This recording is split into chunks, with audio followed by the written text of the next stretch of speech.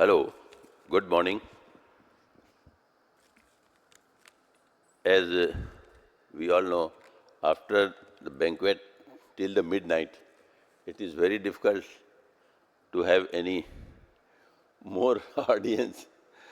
So today let us start with permission from our chairperson, Dr. Professor Mahipal Sachdev sir. The cataract surgery in challenges in ocular comorbidity. As we all know, the phacoemulsification is the most popular and most accepted surgery for the cataract. And in cases of the comorbidity, where there is complicated cataract is there, so to deal these cataract by phacoemulsification, it is really a challenge. I am going to speak on my keynote address is on phacoemulsification in uveitic cataract. I am Dr. L.C. Madharia from Bilaspur, Chhattisgarh. ये आगे कैसे नहीं हो रहा है?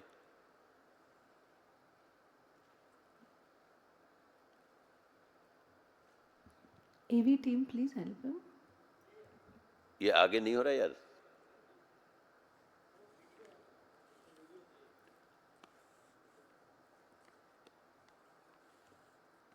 Yes. Having a successful result in uveitic cataract, it's largely depend on three principal areas of disease management. Number one, the successful remission of uveitis without complication of the glaucoma and macular edema, as we have to rule out these two complications before the surgery. Then the diagnosis of the cause of uveitis, this is very important, because even in the post-operative cases also, there is recurrences of the uveitis. So we should know the etiology of the uveitis. Then the third, the appropriate surgery in post-operative management. As we know, the eye is already complicated and it is having the complicated cataract. So the first is the remission of the uveitis. Minimum 3 months prior to surgery, the eye should be quiet before we are going to operate in a uveitic cataract. In chronic and recurrent uveitis, the immunomodular therapy, whatever the patient was on immunosuppressive drugs, that has to be continued. In preoperative systematic corticosteroid, the prednisolone 1 milligram per kg body weight should be given 2 days before the operation, and it should be discontinued 3 weeks after the surgery. Then the next important is the NSAID. It has to be given once the prednisolone has stopped.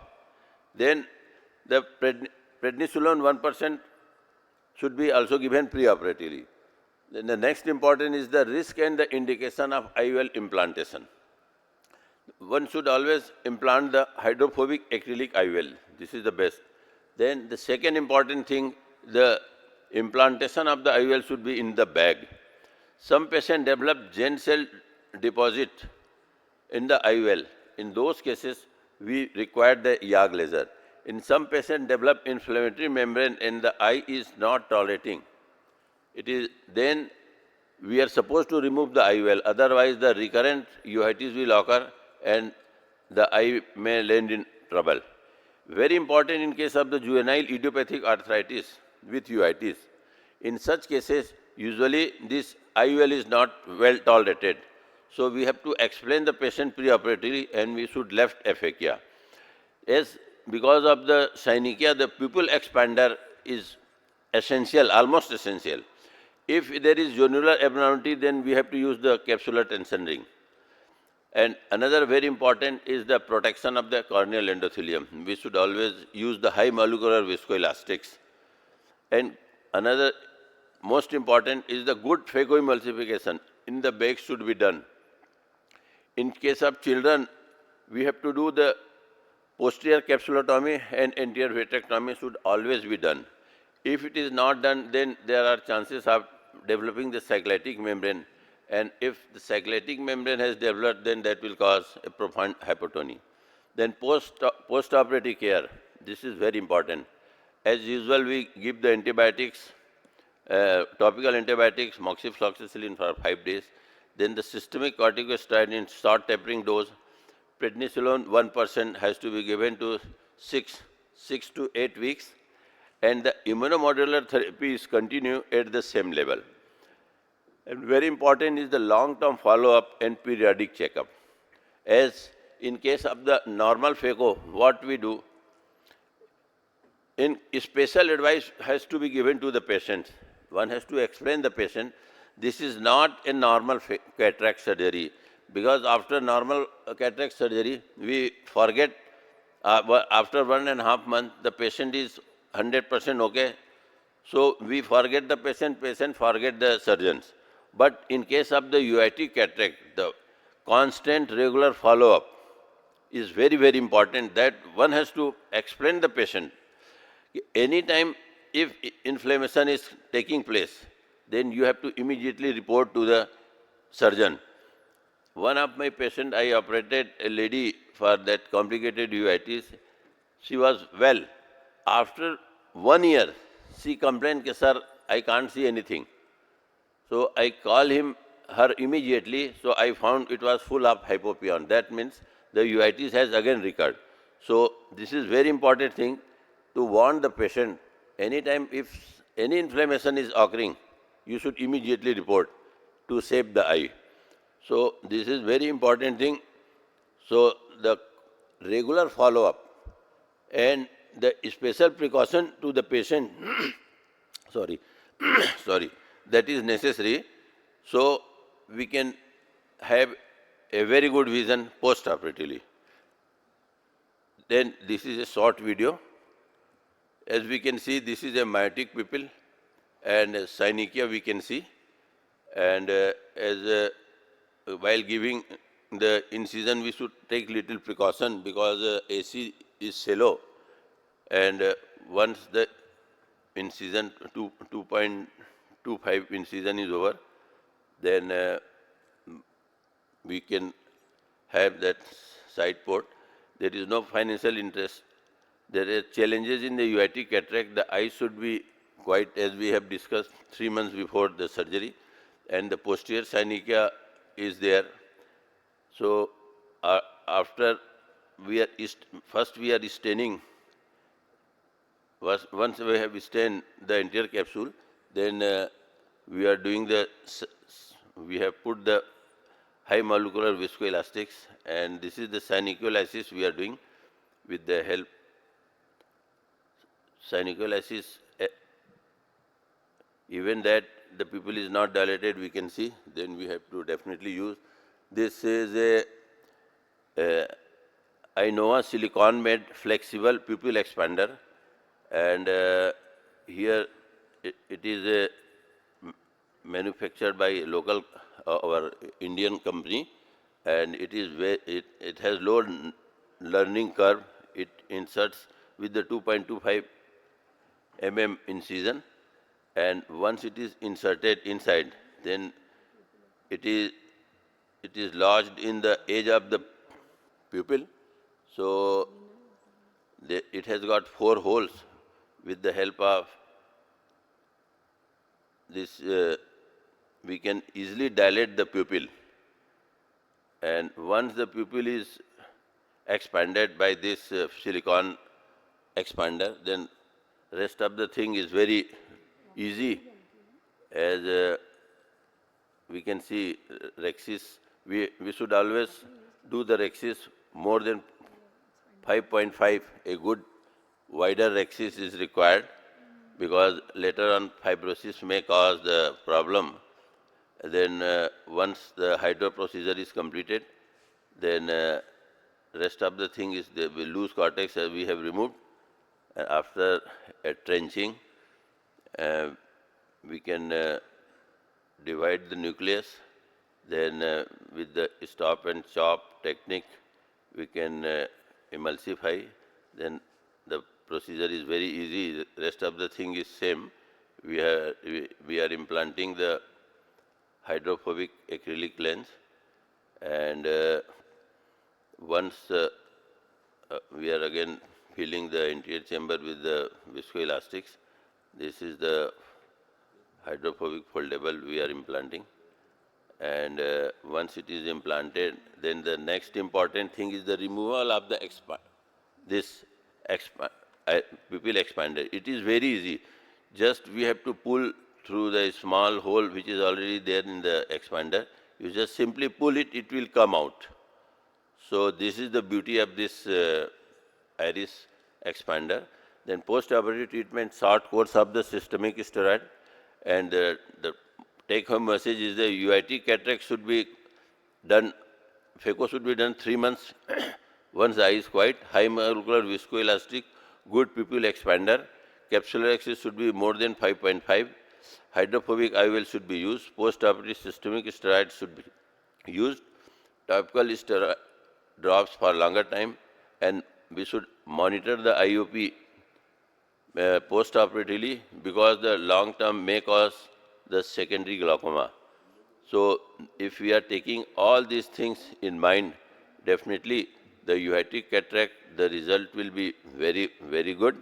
And most important is the long-term follow-up because as we have discussed, thank you very much for this patient listening. Thank you so much, Dr. Madaria, for the lovely presentation. You were the keynote speaker, and we were very happy to have you as our keynote speaker. Thank you so much. So, a very warm welcome to all of you to our IC. It's on double trouble cataract surgery in presence of ocular co morbidities.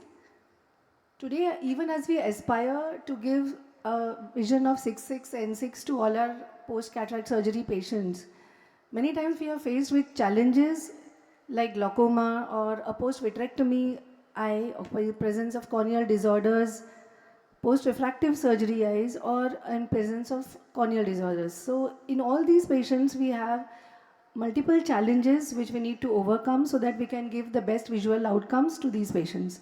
So it basically requires a multidisciplinary approach.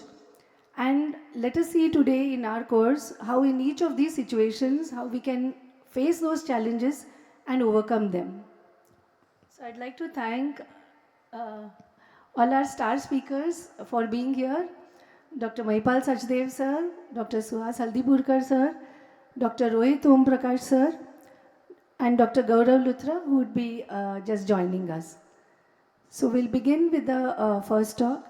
Dr. Mahipal sir, would you like to say something at the time? Okay. She is to go. So we'll have the, in this session, we'll have the first talk by Dr. Anaga, who's the senior instructor for this course.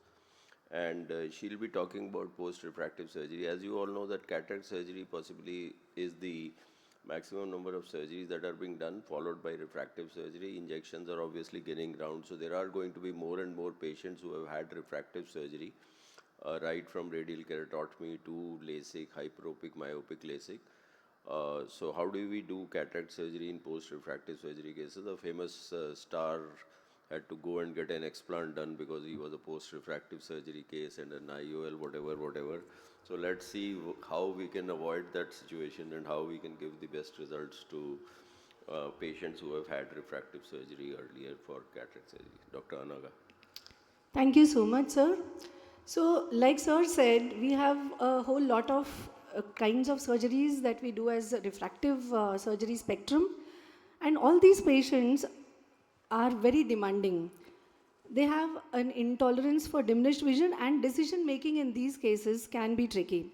So let's go over a few cases. So suppose you have a 40-year-old patient coming up to you for a cataract workup, and you find that the keratometric reading is quite flat, something like this, and when you do a topography, you see something like this.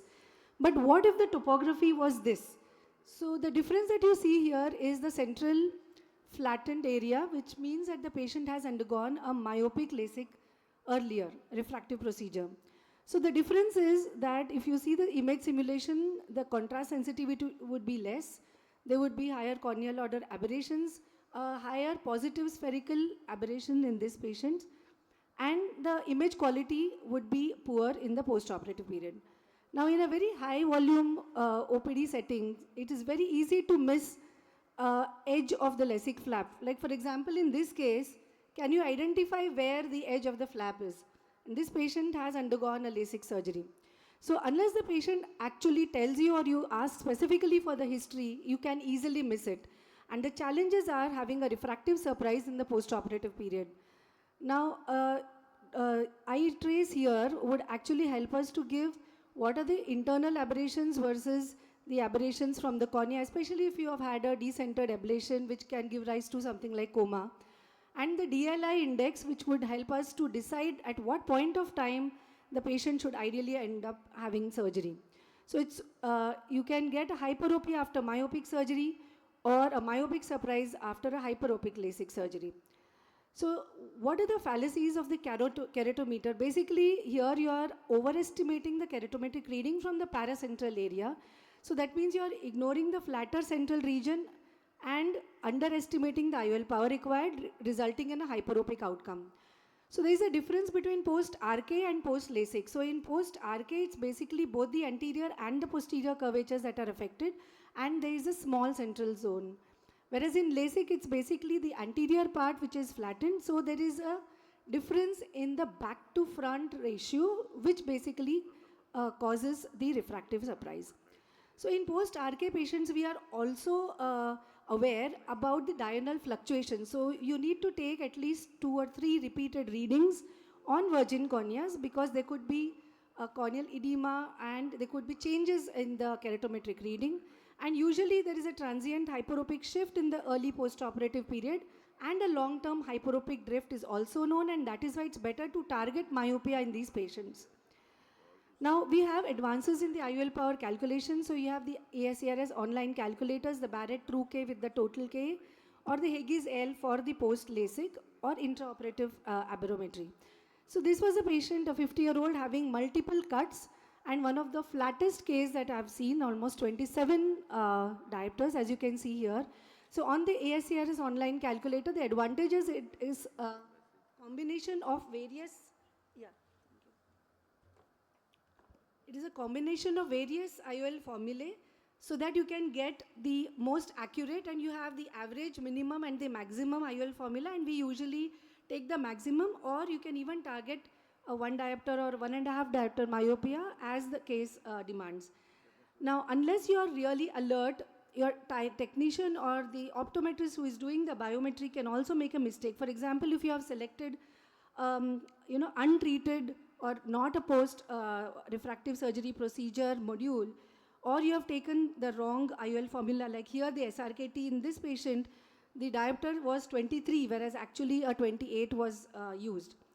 Also in these post-RK patients, it's sometimes if you have multiple close cuts, then you can have opening up of these cuts during or at the end of surgery. Now here, the mistake that I'm doing is, first I've taken a 2.8 millimeter incision, it should have been 2.2. And ideally you need to take a slightly scleral incision so that you prevent opening up of the incisions. Now as you can see here, as I'm doing the phaco, the main incision also has opened up. And not only that, you will see how even the side port is opening up. So it's very important in these patients to be taking the incision slightly on the scleral side, and you need to suture up these incisions at the end so as to prevent any wound leakage. This was the patient post-operative. Now, whether to do a toric IOL in these cases or not is slightly controversial, but I have done a lot of torics in post-RK patients. Now, for example, in this patient, again, the average IOL power was 16.6 and we used a 17.5, slightly with a slight myopic target. And you can see how in the second day post-op it's plus 2.5. But you wait for 3 to 4 weeks and this patient settled down because the transient hyperopia reduced.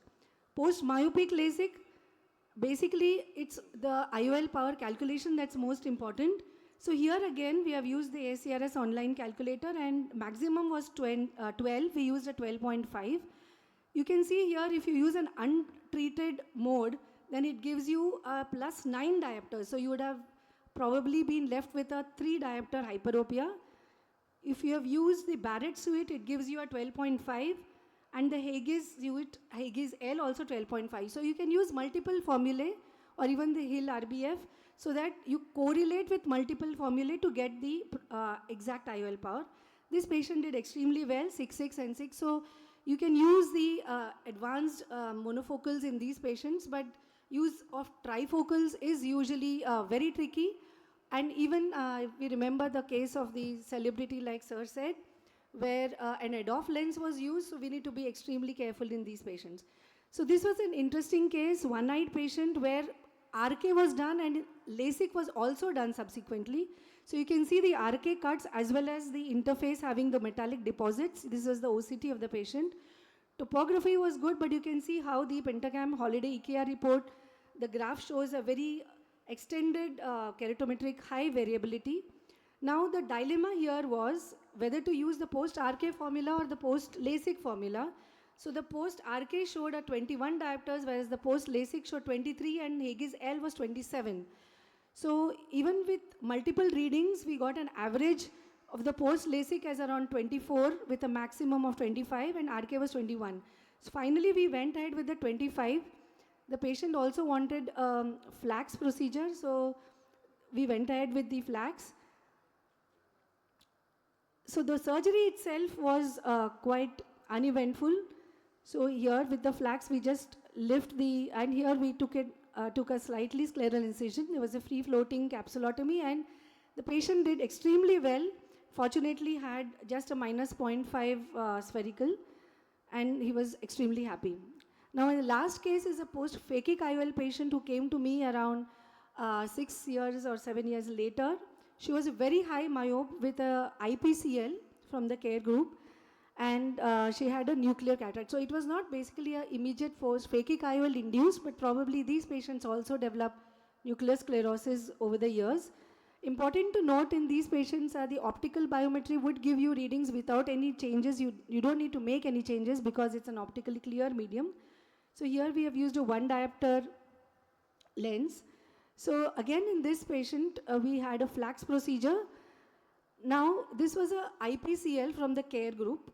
So it's slightly more rigid compared to the ICL from the star. So many times if it's a very thick lens or a rigid lens like this, we thought we might have to increase the size of the incision, and that is why we decided to do the phaco before removing the IPCL. So I was sitting temporally, so I rotated the IPCL in the vertical direction, and I'm just now doing the phaco underneath the IPCL. Now you would note here how there is a radial tear in the capsulotomy. So it's been already, it's a known fact that if you're doing a flax in a post-phakic IOL patient, probably because of the reflection from the surface of the phakic IOL, there could be some radial tear, so you need to be extremely careful. So here, in such cases, because there is a radial tear, you should be careful to avoid any kind of fluctuations and sudden shallowing of the AC to prevent it from going to the posterior side, and always keep the AC taut. And this patient did extremely well. Post-op was 6 unaided. So you need to counsel all these patients with regard to residual refractive error and possible need for correction, in spite of taking all the necessary precautions, and that they might need even a repeat touch-up, and very rarely even an IOL exchange. Again, night vision issues and higher order aberrations could affect and compromise the quality of vision. So to conclude, in all these patients, decision making can be difficult. You need to have multiple options of IOL power calculations, and we can get excellent results in all these patients and hit emetropia. Thank you so much for your kind attention. So any comments and your thoughts, especially on the patient where you had both RK and LASIK done? What do you do in such cases? Supposing the patient had a hyperopic LASIK and an RK, what would you do with that case? This is LASIK for myopia, right? Yes. So supposing he had a hyperopic LASIK, then what So formula? you would know from the topography that it's a hyperopic LASIK. So you would not use a negative aspheric lens. You would use a positive, a routine IOL, because there would be a negative corneal spherical aberration. So that would be the type of IOL. But when you put in on the ASCRS online calculator, you have multiple forms. Like you choose the post-hyperopic LASIK and then put in your K1, K2 values, and then you can get the IOL power of the desired.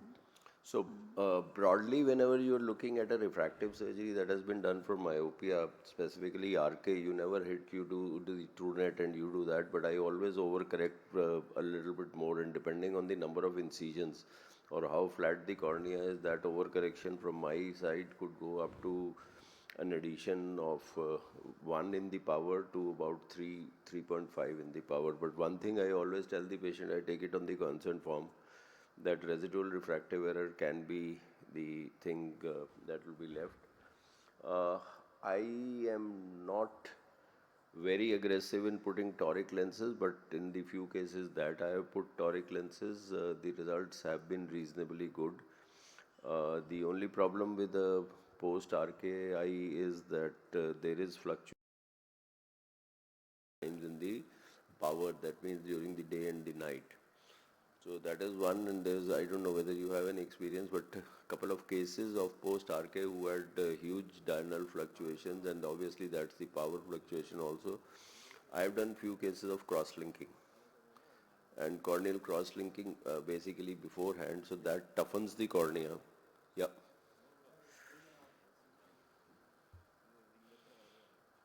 For diurnal variation, I have put them on IOTIM and to nullify and blunt off the diurnal variation, and then take the K readings. And the second thing is do a two-step. Means the first step you make it aphakic, and then you calculate, do it. You can do it on an AR, the K readings, and then use the, do the routine biometry and then do it. So that's the other way of doing it. Yeah. The also there may be a little difficulty, but if you had a flap LASIK done, you can always go back and correct it further if there is a residual power. Rohit, you was 20. I think.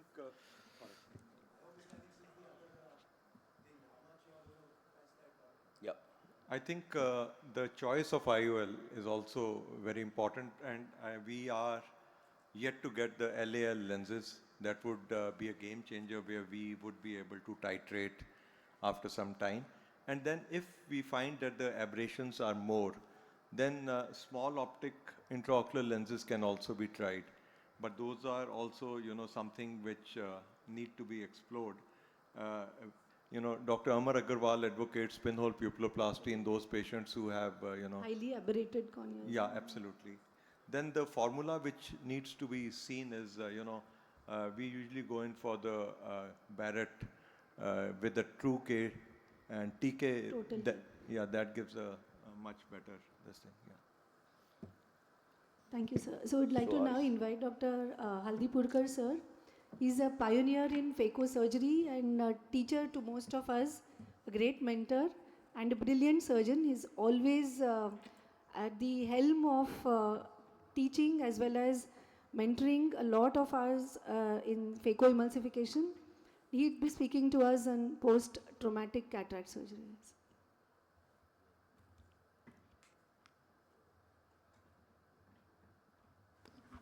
Thank you, Dr. Anaga, for such sweet and nice words. Today I'm going to speak on managing cataracts in post-traumatic situation.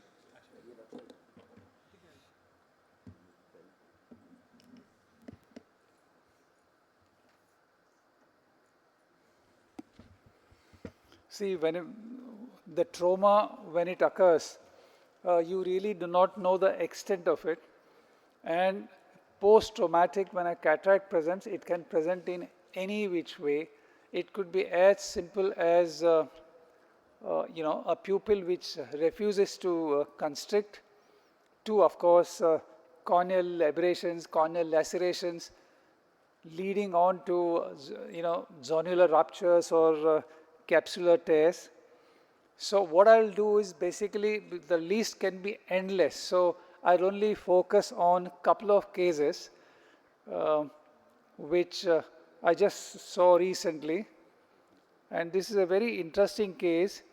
The patient was having his engagement, and on the day of engagement, the firecracker hits him, and he presents within 8 hours. The situation is,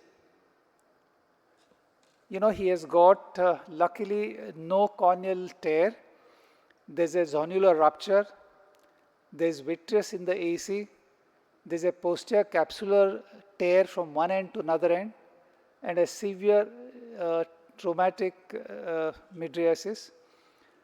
And you know, all this combination really puts you in a tough thing. So I decide to go in for a Hoffman pocket to begin with, because if you ever intend to do that, it's always better that you do it on a closed eye where the pressure is well maintained. I keep my irrigation away and do a very minimal vitrectomy so that the vitreous in the AC is pushed back and cut. The whole exercise here is to ensure that my posterior capsular rupture is not disturbed. Obviously, in such a case, even if I am normally doing my rhexis with forceps, I would always make a small cut in the anterior capsule, and very, very gradually. Now, what you see here is the classic visco dissection, where cohesive viscoelastic is injected under the rhexis so that it creates a separation between the anterior vitreous face and your nucleus. Luckily for the patient, this nucleus is a soft one, because I'm operating within maybe 36 hours from the time of the injury. All along, my effort here is to ensure that the vitreous face is not disturbed, because everything depends on it. If the vitreous face is disturbed, then the whole exercise is to do anterior vitrectomy, and then there's a question of whether can you put the lens in the bag or no. You may have to intermittently keep injecting viscoelastic. And finally, the last few remnants of cortex plus the vitreous that has come from the zonular rupture is what is taken care. And in this bag, again a controversy comes. If you have a posterior capsular rupture, can you put an endocapsular ring?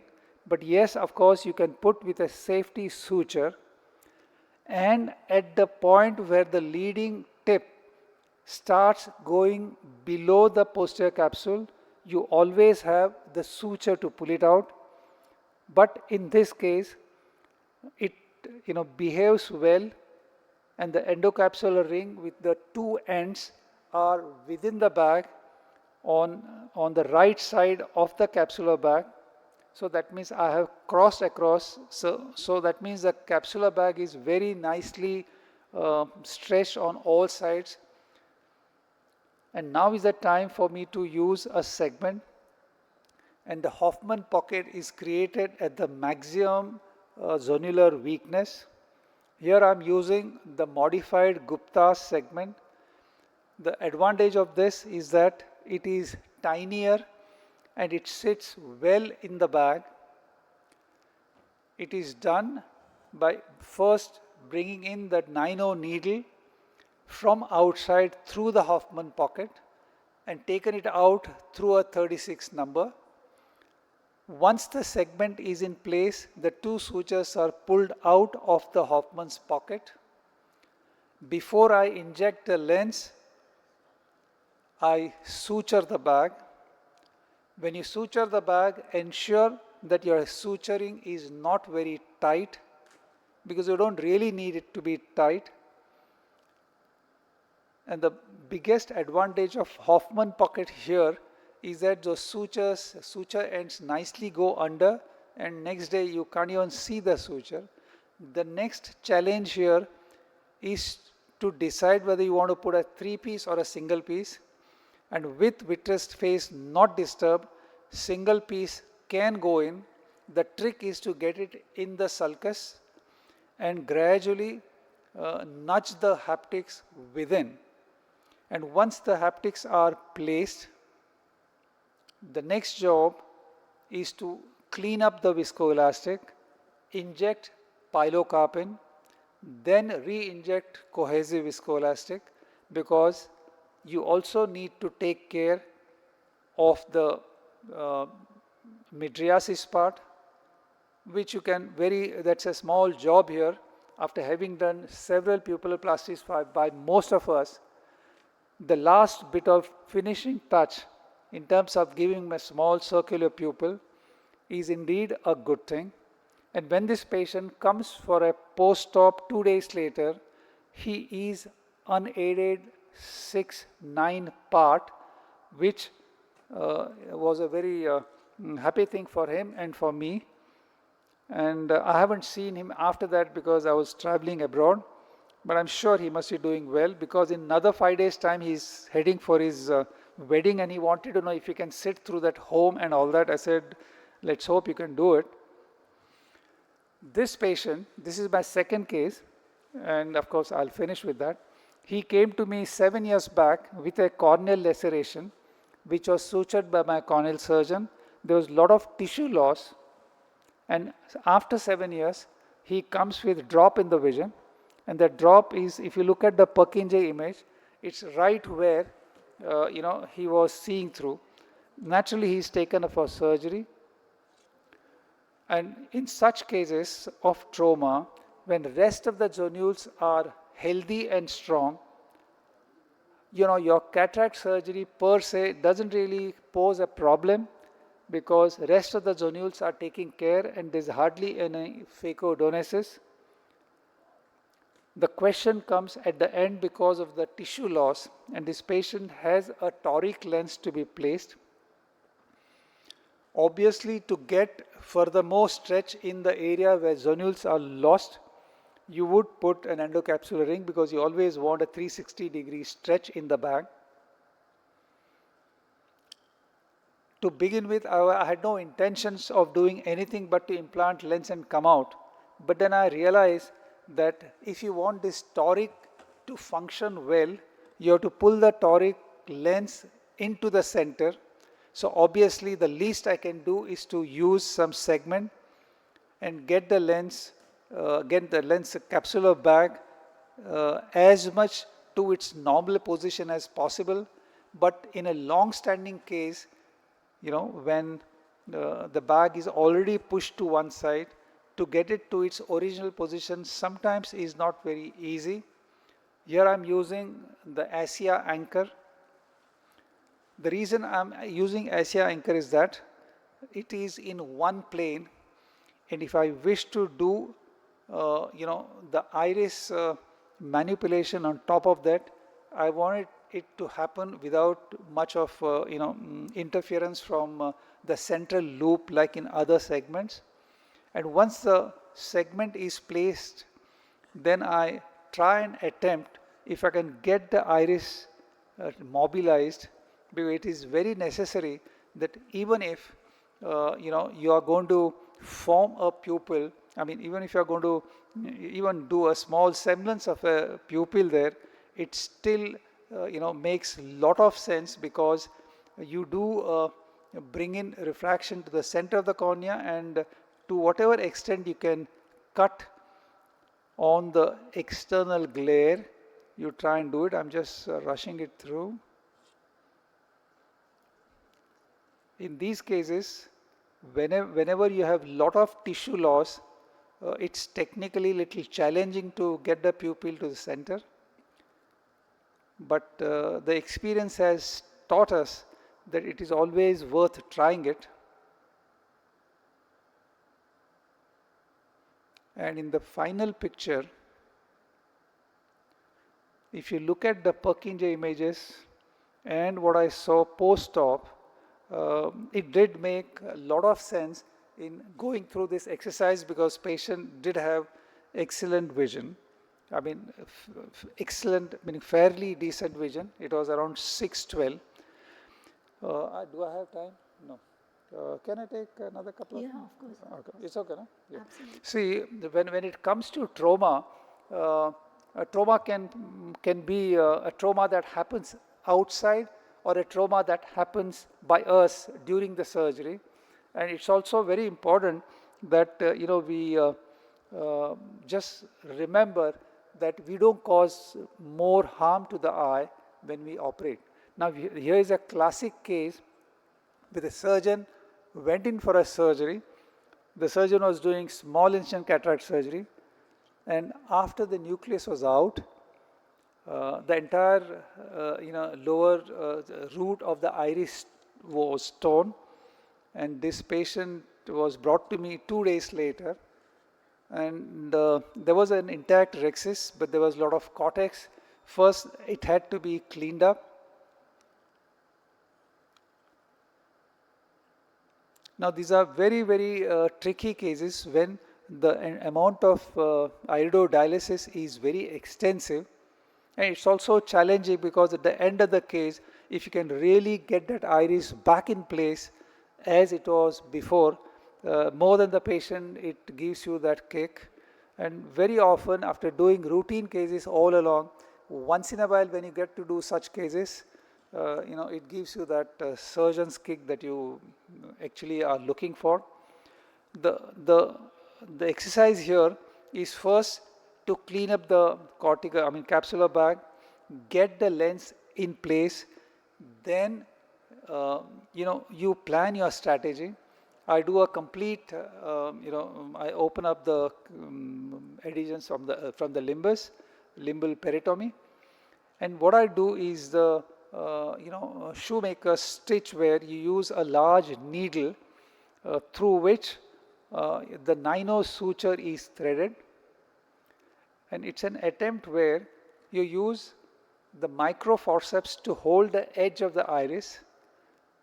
The suture, it's a double arm needle suture, where the first needle is taken out, and subsequently every bite that you take through a peripheral iris and out, you just very gently take the loop out and pull back the needle.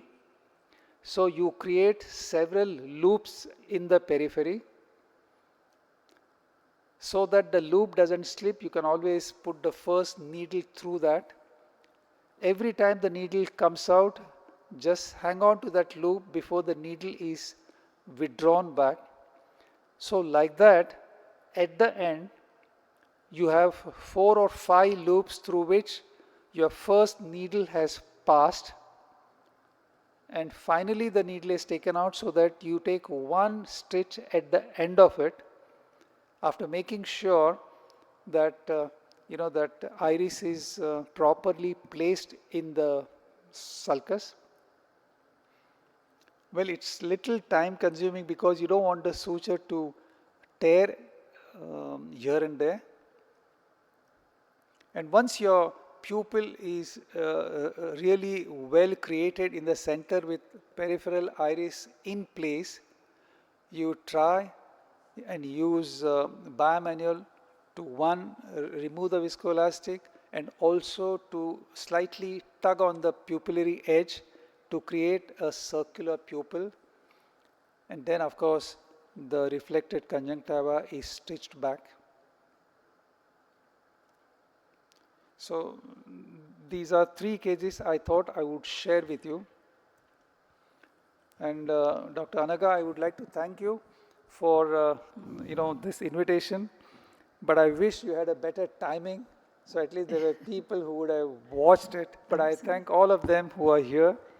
It's a wonderful course with lovely speakers. Thank you so much. Thank you so much, sir. I think a big round of applause for Dr. Aldipurkar, sir. And I think we are fortunate to have actually witnessed these cases. They are absolutely amazing. I think you are a true craftsman, and so much to learn from you, sir. We are blessed, and I think all those who haven't come here have really missed something. Thank you so much. Please use the mic, sir. In first case, sir, if you can put the 3-piece, so that whatever the biggest exercise you have done, so it will not be required. No, that's a good question, but if you want to put 3-piece with a tear from one end to another end, obviously you have to put in, see, 3-piece you can put when you cannot put anything in the back. Sir. Here, because the bag is intact and the vitreous face is not disturbed, Yeah. single piece was a better choice. 3-piece can come in the sulcus. If you put 3-piece in the bag, it will rip it more. Right, sir. So always better to put in the bag. Yeah. If you want to put it in the bag, then single piece is an option. Right, sir. Thank you. Thank you so much. We'd like to now invite Dr. Rohit Om Prakash sir, and he is an excellent surgeon and is the director of the Om Prakash Eye Institute in Amritsar. And we all know him as one of the best surgeons in India today, and he and his son, Dr. Tushar, have bagged one of the largest number of prizes also for their best videos at all the international film festivals also. So over to you, sir, for his talk on cataract surgery in post-vitrectomy eyes. Thank you, Thank you, Dr. Naga, for the kind introduction. So I would be taking up cataract surgery in post-vitrectomy and anti-VEGF injection eyes.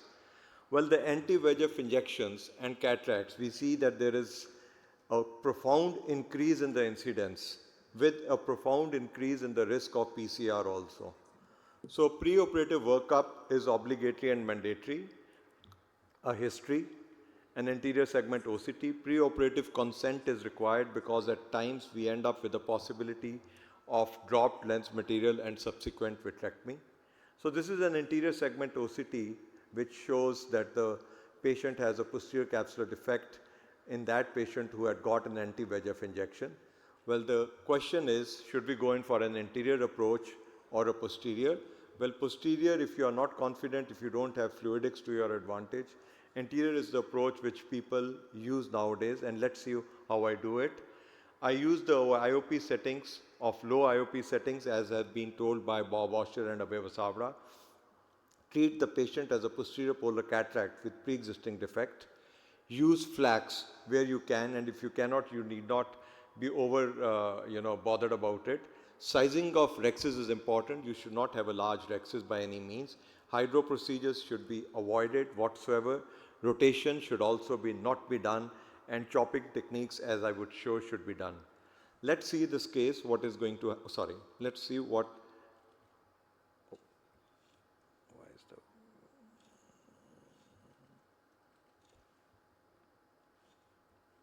I don't know why the video is not, AV team, please help. I'll show the video afterwards. I'll go on to the next case. Well, this is another case in which, the patient had surgery done, and vitreoretinal surgery done. And the surgical plan in this patient was that, I would be using calibrated side port incision and the main incision to prevent any leakage during the surgery. Use oval shaped rexes to plan for an optic capture later on. No hydro procedures, low IOP, as I've already told, as I would be showing later on as I move on. No nuclear rotation, dry aspiration of cortex, optical capture of 3-piece intraocular lens. These are the fluidic settings which I usually do in these patients. So, what is happening? Why is the video not? Here it is coming. AV team, please check. Stop it. What is happening?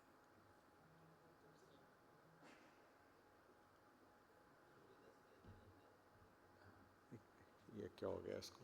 It is not working.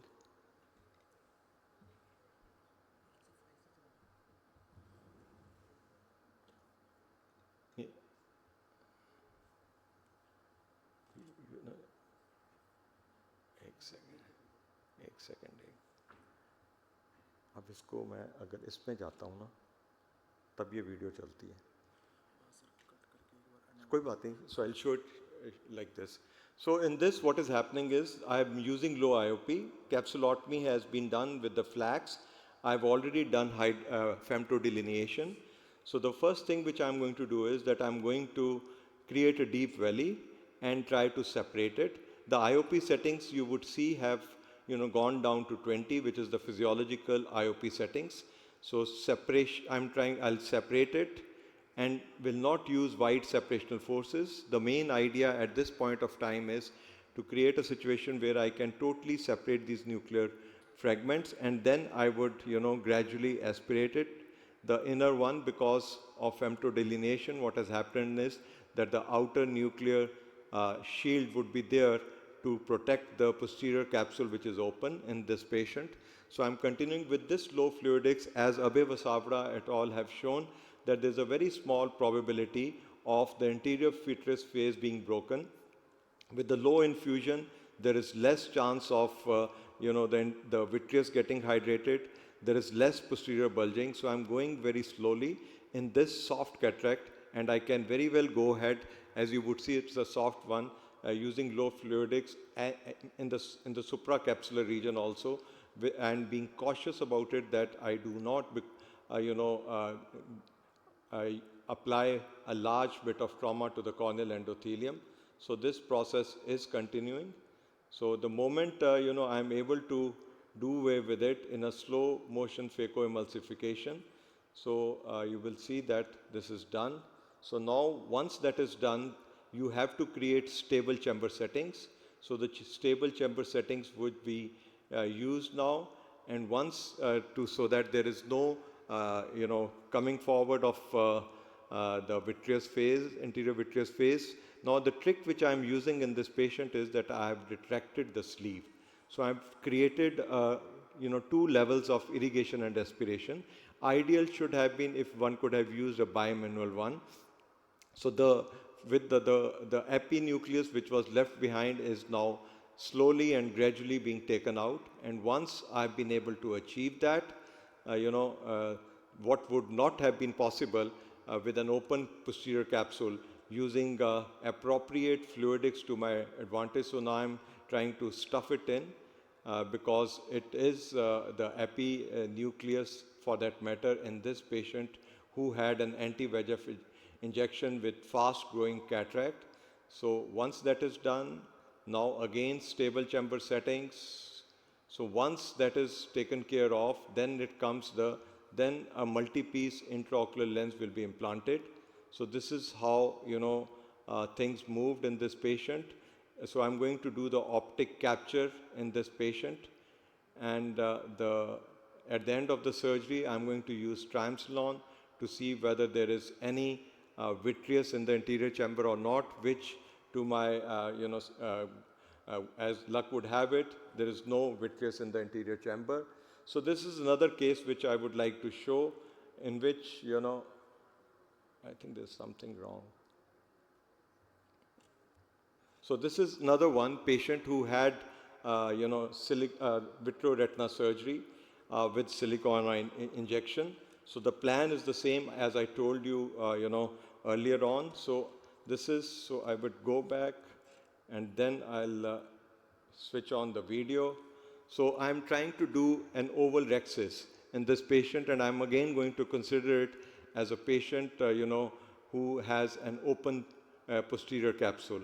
So and I have already created a calibrated side port incision in this patient.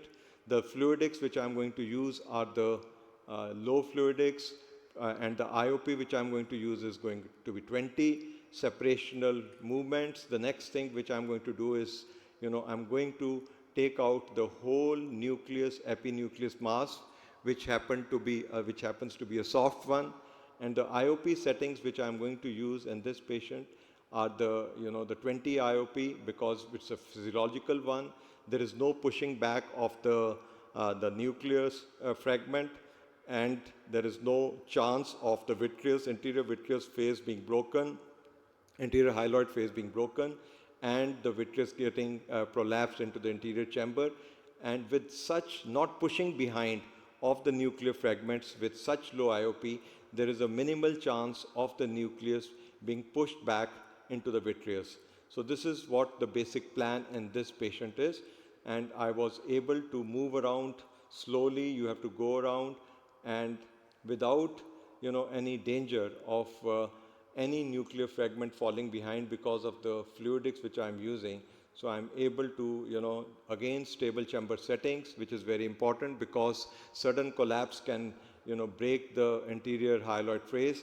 This is the, Gills-Welch technique which I use to my advantage, which is the dry aspiration technique. So with this technique, the cortex will be taken out, and from all sides, irrigation, aspiration, fixing, teasing, and stripping. You don't have to aspirate it fully. You have to dislodge it. And with the 25 gauge cannula, you do not aspirate it very easily. So a thin-walled cannula is very important in such situations. So once that is done, I can express out the, the cortex. And now what I'm going to do is I'm going to do again, optic capture of this intraocular lens, the multi-piece which I would be using, as was already told by Dr. Suhas sir, that we should be using these patients in such a situation. So this is another patient wherein, I think I'll show it here only. This patient had, another a posterior capsular plaque. So again, calibrated side port incision. Oval rexus is being framed in this patient. The fluidics which I would be using would be the low fluidics. So as you can see, to start with, it is showing 34, but gradually I'll come down to around 24 or 20 or so. As you have seen, you would be seeing that it is 20. Now, what I would be doing is, in this patient, I'll be considering it as a patient of posterior polar cataract. We have published this technique in clinical ophthalmology of stratified photoemulsification. So what I'm doing is, I have separated the nucleus from the epinucleus. Going again, just see how I'm separating it. This has been, which is being done by me for the last 1.5 to 2 years, because I'm creating an epinuclear shield which is protecting the posterior capsule. So you would find that in this, now I'm going to again delineate it, hold it, immobilize it with the chopper, and the nuclear fragment would come out. I did not do any writing. You can find now how I've been able to separate the nucleus from the epinucleus, and it did not jeopardize the posterior capsule at any point of time. It is, you can find the whole epinuclear shield. Now it is the last nuclear fragment separated from the epinucleus which has been taken out. So this, you can use it in posterior polar cataracts, the stratified phacoemulsification, which has, I acknowledge the work of Chi Soon Fake and Lalit Singhal, and our own Kumar, where they have separated the nucleus from the epinucleus and created a situation wherein you can, protect the posterior capsule all the time without any chance of, the posterior capsule being damaged. Last comes the, the plaque which has to be removed. So you can go slowly, and because most of the time this plaque is not adherent to the posterior capsule. But if you are diligent enough, it will not, split the posterior capsule by any means. You can go slow, but you have to be ready with it. If at times PCR happens, then you can implant, because since I've already created an oval rexus, I can always do an optic capture with a 3-piece intraocular lens. So now the plaque is almost gone. So I'm taking my time. So you would find that, yes, you have to be very cautious about it. And here, now it is out. So this is what it is. Now the intraocular lens will be implanted. So I would like to show you how we do it. So this, you hold the inner nuclear fragment, you immobilize with the chopper and pull it in, so the epinucleus is left behind and the nucleus is taken out. So these are some ways how you can deal with these patients who have had anti-VEGF or vitreous surgery in a patient who has cataract. Thank you so very much. Excellent, excellent, sir. I think great surgical pearls for such challenging situations, especially the way you very gently remove the posterior plaque. Sir, suppose there is a patient where there is a mature cataract where optical biometry is not possible and it's a silicon-filled eye. So what would be the tips for doing biometry in such patients? Versions in which on the IOL master wherein you have silicon filled eyes.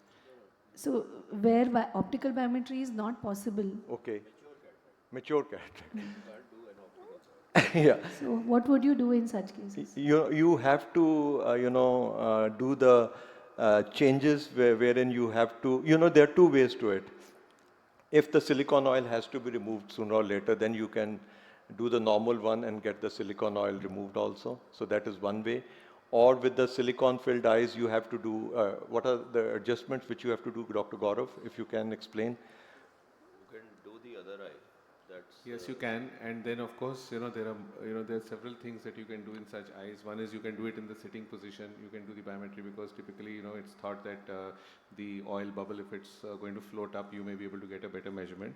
Then you can change the, the place of the ultrasonic probe, the frequency, because the most of the new biometers, the immersion ones, they do have a special mode for silicone oil. Silicone. Do they have that? Yeah. So yes, now they have it, and they're basically what they do is, but in spite of all that, it's likely that you'll get a big surprise, and it throws up very funny kind of measurements.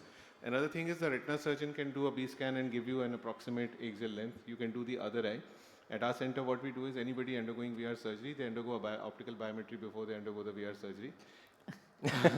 Because it's quite common to get a cataract in a few months.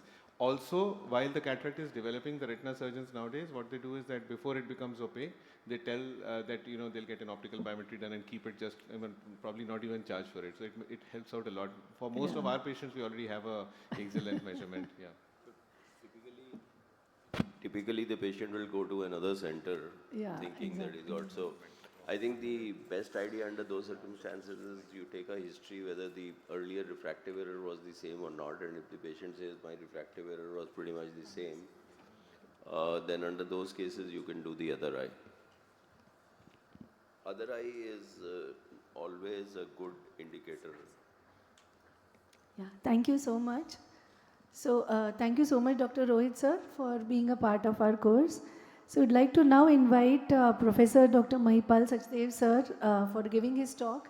Sir is one of the pioneers of phaco-refractive surgery in India. Not only phaco, he has written one of the first books in phaco-emulsification long ago.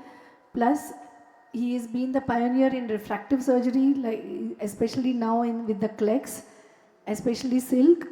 And he has been a teacher to so many students and been a great surgeon. And he has obviously is heading Center for Sight and one of the largest chains of eye hospitals in India. We look up to him as a past president of AIOS. He has contributed immensely to the growth and development of AIOS, and we have been fortunate to have him as the president, especially during the difficult COVID times. So learned a lot from you, sir, always, and looking forward to your talk on challenges in cataract management in corneal disorders. Thank you very much, Dr. Anaga. Pleasure being in your course, and thanks for the kind words. I'll be talking about cataract management in corneal disorders. What are the challenges that you are working? The course that she has put together is what are the difficult situations and how you manage them. So navigating the challenges for the optimal outcomes in corneal disorders is what is important. So we are discussing pre-existing corneal disease and why they pose challenges. The key considerations for this is that the IOL power calculation is the problem. You can have intraoperative problems as regards visibility and postoperative visual outcomes. The preoperative assessment, you have to necessarily in these cases also do apart from the keratometry, a topography which should be giving you better idea. Ruling out Fuchs dystrophy, ruling out forme-fuste keratoconus, any corneal scars, ectasia, etc. is important.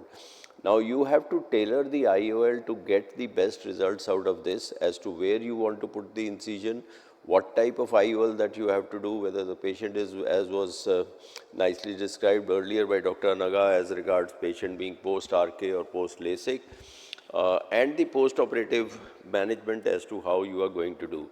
So the first thing is that whenever there is a corneal pathology, you should work with techniques where you are minimizing the amount of energy that is being used. So this is just to show you, this is not a case with a corneal disease, but this is just to show you that how a femto procedure you can do with zero power.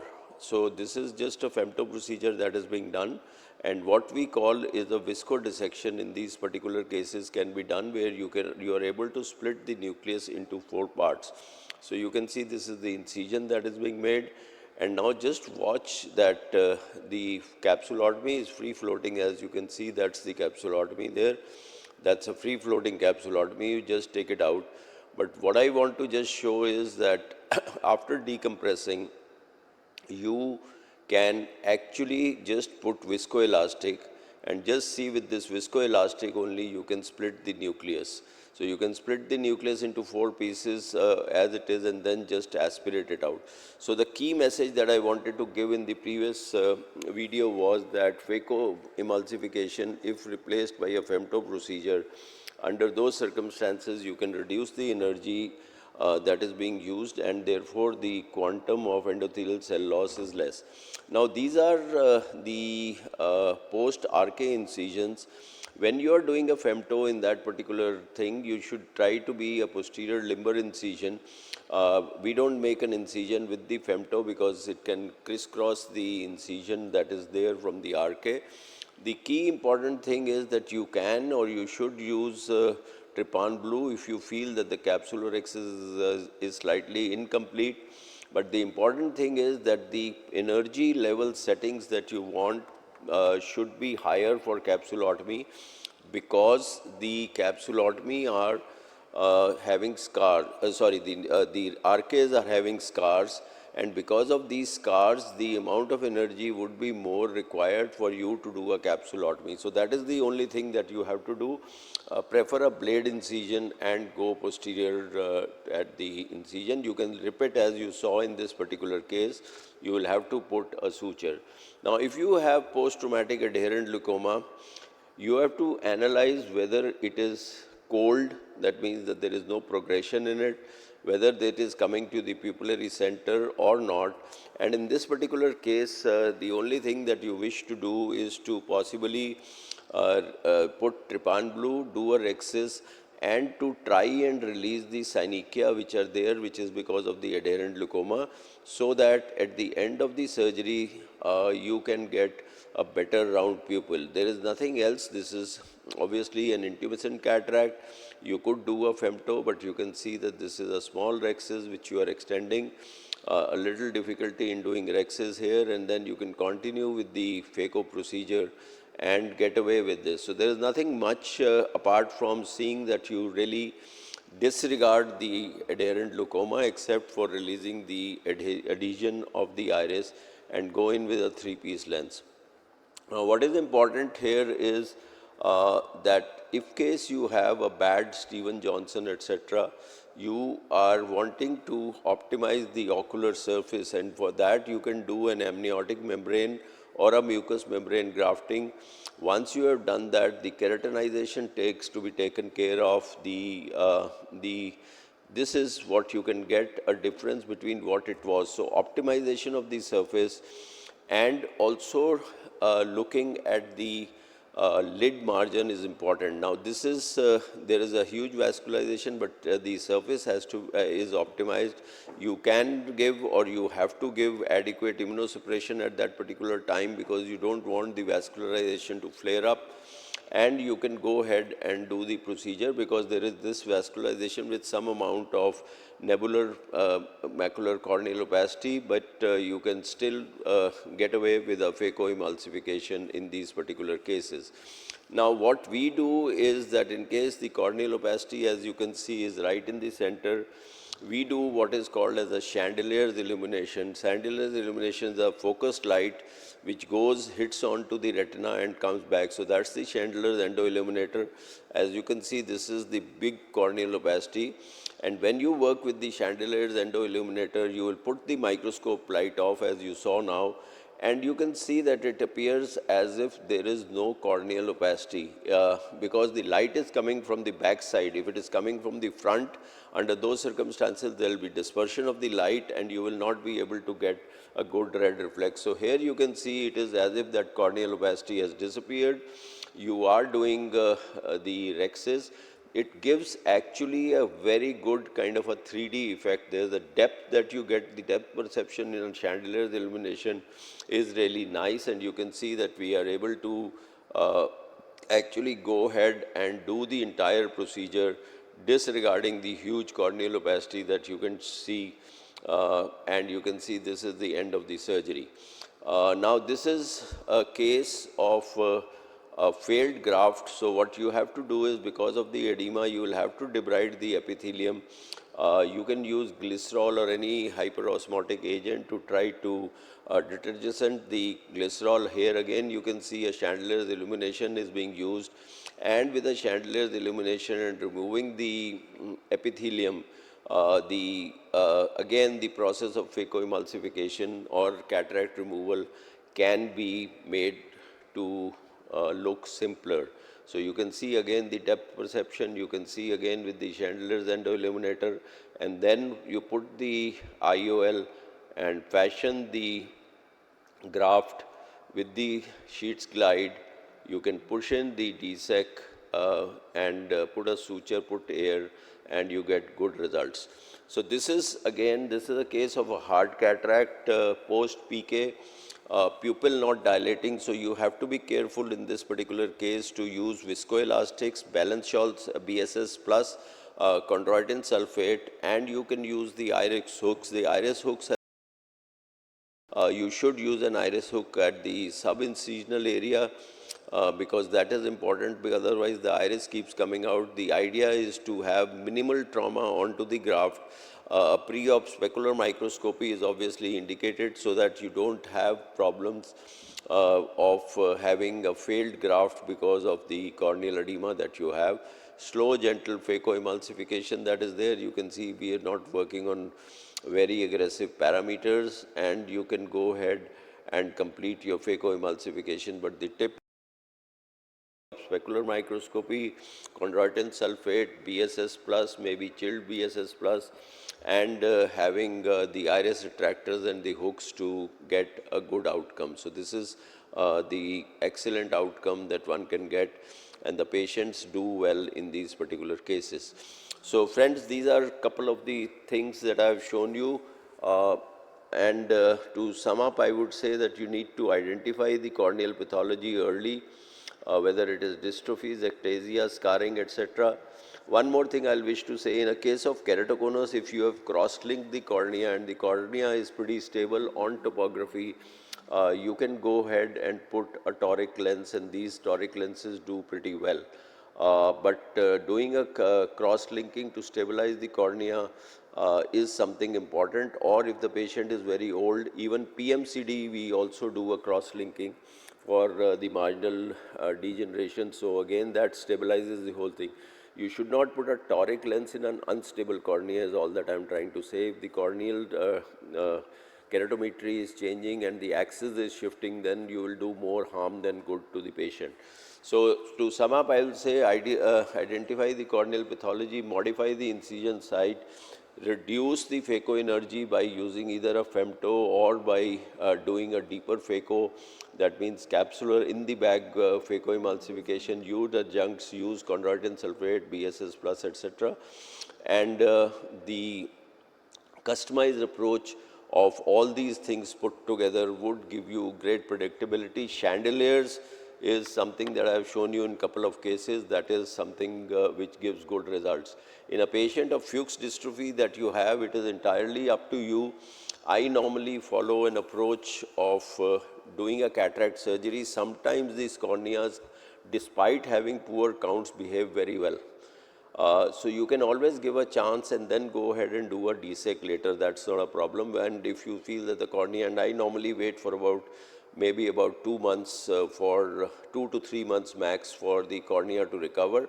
If the cornea does not recover in that time, do an early desec rather than waiting for a later part. So that's all that I'll wish to say for the corneal pathologies and how to handle cataracts in such cases. Thank you very much for your kind attention. Thank you. Thank you so much, sir, for that vivid presentation. Sir, I would like to ask you a question. In these patients, what kind of IOL would you prefer? I mean, for example, if the patient has an advanced corneal cataract or keratoconus, obviously a trifocal would not be indicated, but we can use the advanced monofocals now. But what has been your experience on using ADOF lenses in these patients? No, I don't use in any corneal pathology. I am slightly, see, basically you are compromising on the contrast for that patient. You are already splitting the light. And whether it be Fuchs dystrophy, whether it be anything else, I don't. I told you from a keratoconus perspective, until of course the cone is stable, I don't use toric. So my go-to lens is be simple. Because more often than not, these patients like a keratoconus may require a contact lens rehabilitation later. And a contact lens rehabilitation, that will take care of whatever are the things. So I don't go in for any fancy lenses. Obviously, old generation, old school of thought. So I don't want to be very overtly aggressive, because these patients come and bite you. They hit you back. There's a lot of brain damage that they do, that I'm seeing this, I'm not seeing good quality, etc. So I don't normally do any trifocals or any EDOF lenses in these cases. Yeah, but even for torics, if it's a Stable. stable Yeah. and in the central 3 millimeters has regular astigmatism. No, that's not a problem. So Yeah. nowadays I am actually doing a lot of TCAT and TREC.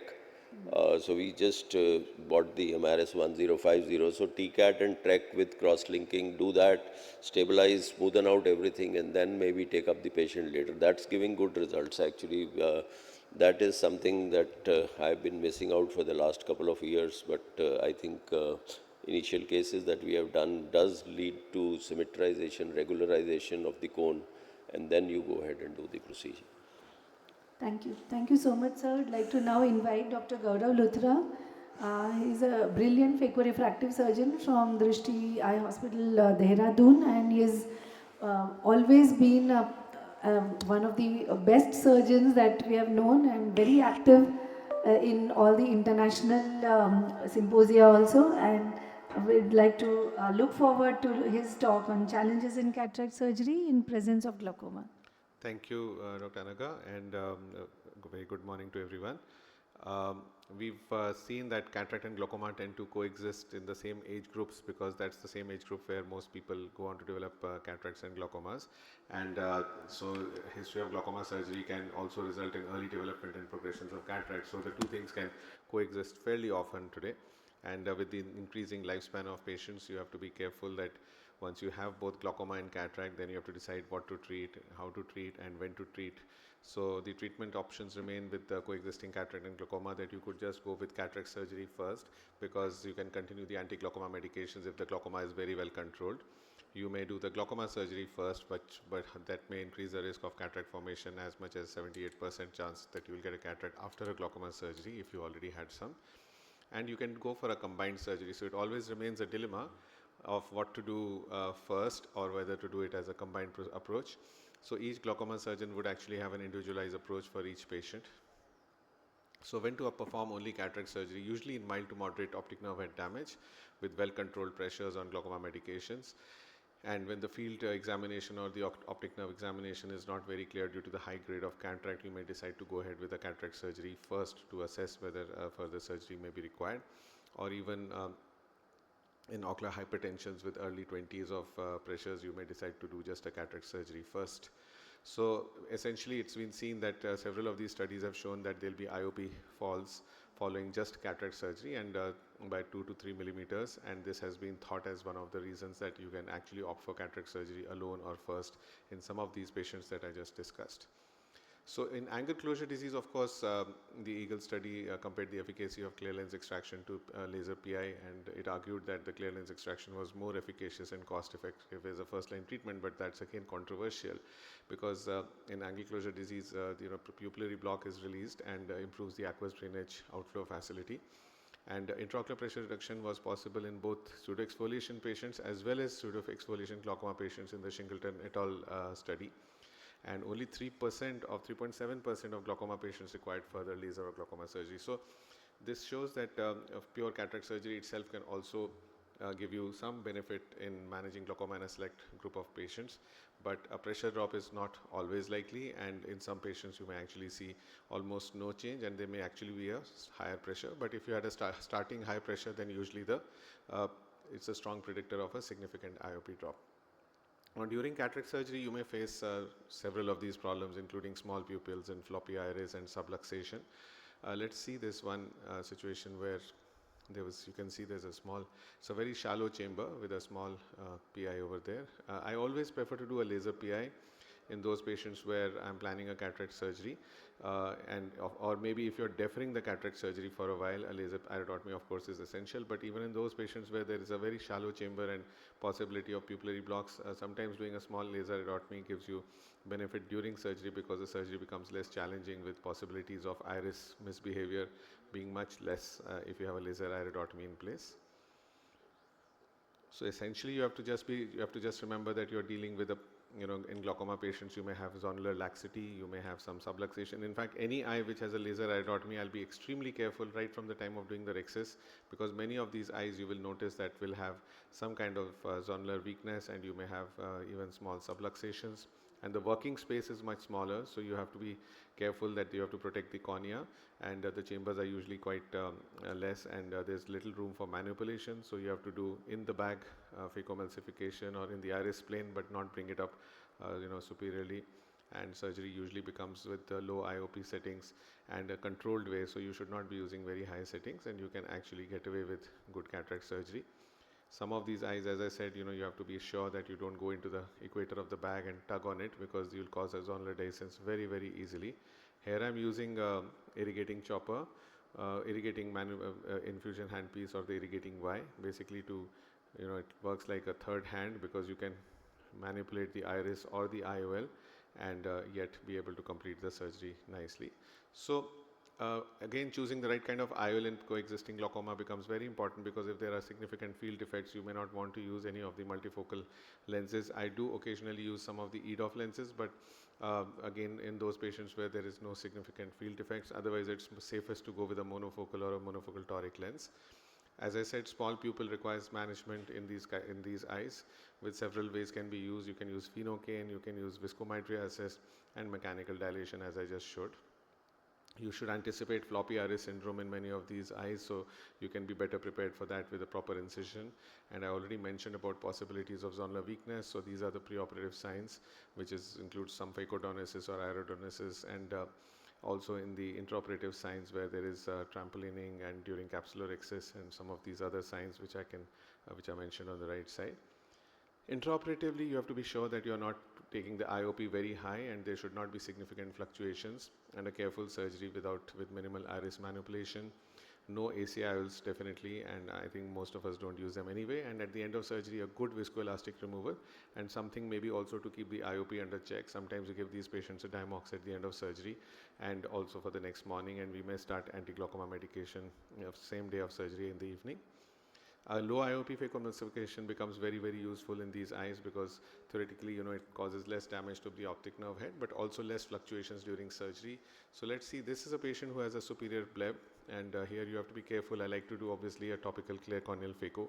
The challenge is that, if you're using trypan blue or viscoelastic, it will find its way into the bleb sometimes.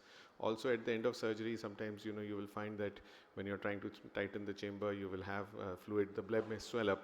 And very rarely I've had a very thin bleb rupture during surgery, because it does not take nicely to fluctuations of the chamber or even to any contact with the forceps. So if you're noticing, I'm only using a bud all the time. I don't like to hold the conjunctiva with any forceps, even with my routine surgeries. And that's very, very important when you have a filtering bleb in that area. You have to be also careful about how you use your chopper and the phaco tip. Let it not go anywhere close to those blebs. These eyes also tend to have much shallower chambers, because when there's a functional bleb, usually you'll have much shallower chambers, and there may be also a PI in that area just under the bleb, because trabeculectomy goes with a PI. So you have to be careful about all these things. Keep them in the back of your mind and be minimalistic with your manipulations inside. Even the placement of your incision has to be such that you are avoiding going close to the area of the glaucoma filtering surgery, and then you can get a great outcome. Usually it's not a problem, but sometimes with very thin cystic blebs or with overhanging blebs, you have to be extremely careful on how you're dealing with it. Otherwise, the surgery remains mostly straightforward. Some of them, of course, can be very, uncomfortable. This is a pseudo exfoliation where I prefer to do, it's a very shallow chamber with good amount of pseudo exfoliation. While you can obviously do this surgery with a routine way, but I prefer to, manage it with under viscoat cover. As you can see, I prefer to actually do a femto, and here I've done a small stretch with viscomydriasis, and then in that small space you have to be careful that your chambers are well made, your incisions are well made, they are not leaky, otherwise you'll start finding iris prolapsing. So otherwise the surgery in pseudo exfoliation eyes remains mostly good. Even rotation of the nucleus in these eyes, you have to be very careful. If you apply a lot of force, sometimes you'll have a zonular dehiscence just with that much. And then of course placing the lens. I like to do hydroimplantation because I don't leave viscoelastic at the end of surgery, and this ensures that I don't have IOP spikes post-operatively. I wanted to just show this last video, which is basically of a patient who had a neovascular glaucoma with a small tube shunt, and I'll finish with right after that. I think I've got the wrong video, one moment. I'm sorry, I think that video got mixed up with the previous one. Is this the tube shunt? Yes, it is. So let me just take you to the middle of the surgery. There is a small tube shunt which is not visible right now, but you have to be very careful in these eyes. You can see the bleb forming over here from the tube shunt, and it's a small pupil, and you have to be careful that you don't disturb it, and so incisions have to be very careful that they don't go very close to the area of the tube shunt. Let me just see why we are not able to appreciate the shunt at this time. So you can see it's a complex small pupil surgery with a very shallow chamber, and I think the tube shunt was just in the superior area, which I'm not able to appreciate myself at this time, so maybe the video has got mixed up. Anyway, so with tube shunts you have to be extremely careful because these are the eyes which will have the possibility of some damage to the tube shunt at the time of surgery. And combined surgeries, of course, are, I occasionally do combined surgeries with patients who are on 4 drugs and there's no other way to go about it. You will do a combined surgery. And also in those situations, then you'll be able to promise the patient that you'll be able to bring them down with, 1 or 2 medications. And these surgeries are more challenging. I like to do a 2-site surgery. I don't do a combined phacotrap in one site. Cataract Plus is basically, I'll finish with this because I think we're out of time with this session. You can combine with MIGS.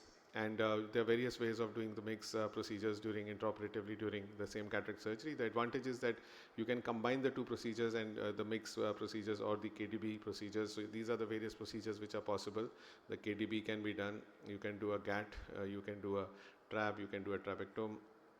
They can be combined with the cataract surgery. You can use the eye stent. I've been using the eye stent for a few of these and got great outcomes in select patients as well.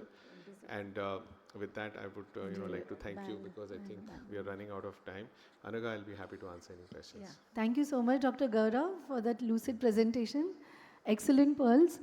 Just one question. Yeah. We all know that after glaucoma surgery, there could be a progression of cataract.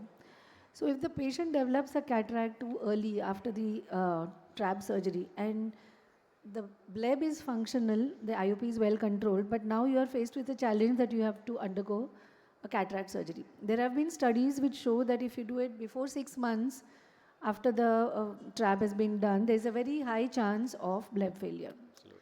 So in such cases, how? So I would first work on controlling all the inflammation in the eye and ensuring that the ocular surface and the bleb and everything is it becomes quiet before you actually. You're right that I would actually wait for 6 months at least. But if you were forced to do it, there is a chance that there will be a bleb failure and you will have to manage that as well. But what steps you could take during surgery is to be extremely careful with how you're doing it. But I'm not sure what step you're asking for. Maybe you can tell us yourself what you would do in such a situation. No, sir? No, you go ahead then. Okay. So what I was basically trying to say is once the bleb is functional and now we are faced with the challenge of doing a cataract surgery, even when you start with the first step like putting in the speculum, you have to be extremely gentle to see that the bleb is not touched at all. Take the main incision and the side ports as far away from the bleb as possible, and as you rightly showed, avoid making any kind of micro holes also or punctures in the conjunctiva using very atraumatic instruments. Avoid fluctuations in the anterior chamber and minimal trauma to the iris, minimal trauma to the corneal endothelium, because if you have a very difficult cataract, we all know that the amount of phaco power used is also high. But fortunately, these are early cataracts, so with a you have to use as minimal phaco power as possible.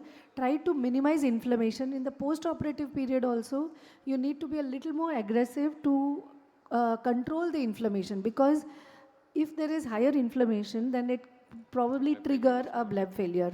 So, and monitor, and people have also advocated the use of antifibrotic agents like MMC or 5FU at the end, or if you feel that there is a early sign of bleb failure.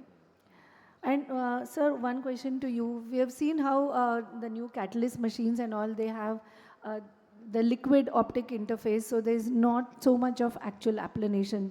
So in post bleb, in post trabeculectomy cases, how much would you advise the use of flax? Okay, so first answering your, just coming up from where you have said, the only requirement apart from what you said is that you need to be as far away from the bleb, and normally it does not disturb a good filtering bleb if you have done a clean surgery. As regards post-docking increase in intraocular pressure or with a functional bleb, because the docking is very gentle, I disregard the fact that the patient has had a glaucoma surgery. I still go ahead and do a catalyst with that.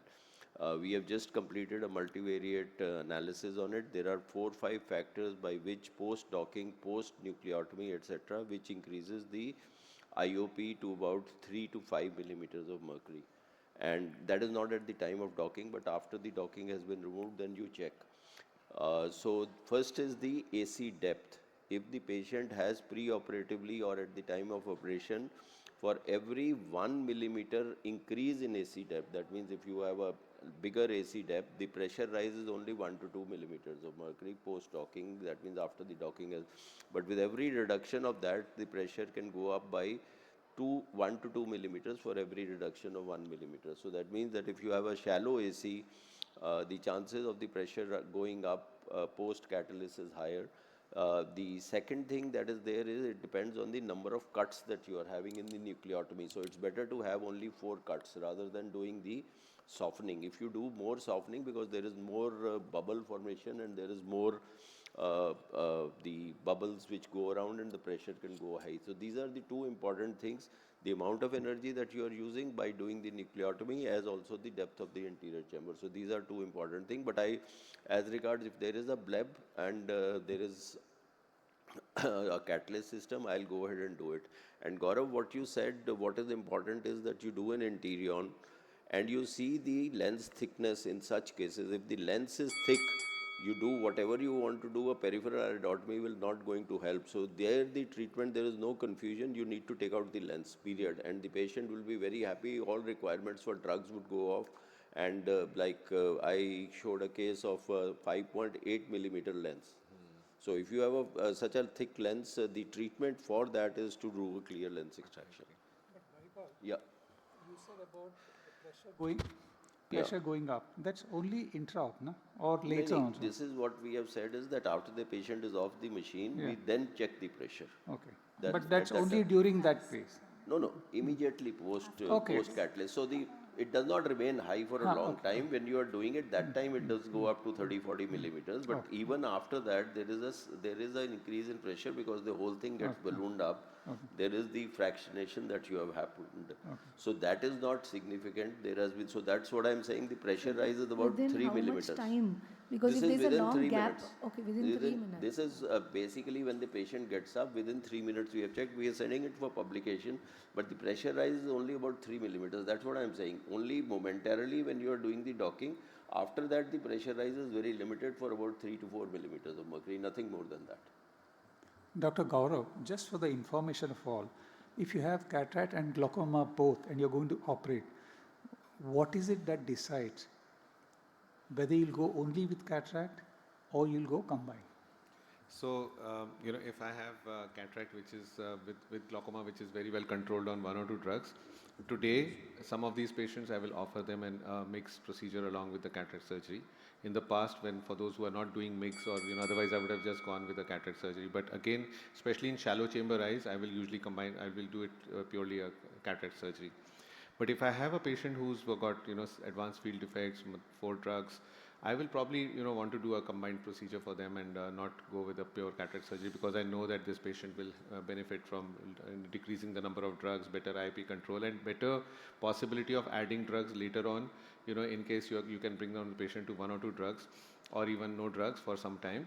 Those patients, you will have scope for putting them back on treatment down the line if their glaucoma progresses. So typically, only with early glaucoma, with minimal optic nerve damage, with minimal field defects, I might just decide to go with pure cataract surgery, especially with the shallower, with the angle, narrow angle kind of patients. But otherwise, I might. What's your mix of choice? Sorry, I've been doing eye stents, but in my center we are also doing a lot of KDB, and I've only done a few eye stents. They seem to work, in majority of patients. We still don't have long-term data because the oldest patient I have is about 1 year, but I assume that over a year or two the effect tends to go down a little bit. But it does tend to give you that patient that benefit that you can decrease the number of drugs. Some of them who are on 2 drugs, we've been able to pull them off a drug for some time as well. So it does work, and it's an opportunity. It's just that it's too expensive. If it wasn't so expensive, I'm sure we would be using more of these eye stents in cataract surgery. Thank you. I think we are running already out of time. So thank you so much to all our speakers, and thank you to the delegates. Thank you. Thank you very much. Thank you. Yeah.